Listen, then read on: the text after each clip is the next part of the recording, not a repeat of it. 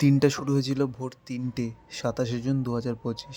উদ্দেশ্য ছিল রথযাত্রায় পুরীর জগন্নাথের দর্শন। যাত্রাটা আমার আর আমার দিদির কাছে একটা অভাবনীয় ছিল। সে যাই হোক, সত্যি যদি প্রভু চায় তবে কোনো কিছু অসম্ভব নয়। এই ভিড় যেন পুরীর আজ ৪টে দিনের ভিড়ের সাথে কোনোভাবেই তুলনা করা যাবে না।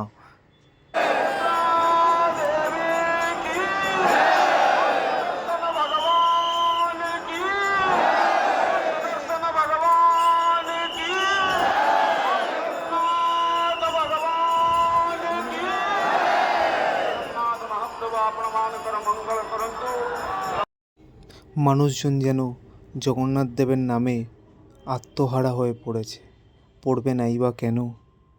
তার মহিমাতেই তো জগৎ সংসার চলছে। সব মিলিয়ে যেন মনের মধ্যে একটা অপূর্ব শান্তি অনুভব করছিলাম। সৌভাগ্যক্রমে বলভদ্রদেবের রথের দড়ি ছোঁয়ার সুযোগ পাই আমি আর আমার দিদি।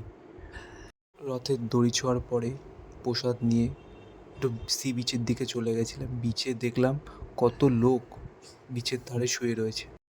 সব মিলিয়ে আমাদের ১২ ঘন্টার পুরীর যাত্রা শেষ হলো ট্রেনে উঠে। শেষে এটুকুই বলবো, প্রভু যদি তোমাকে ডাকে, তার ডাককে তুমি কোনোভাবেই উপেক্ষা করতে পারবে না। জয় জগন্নাথ বলে ভিডিওটা শেষ করলাম।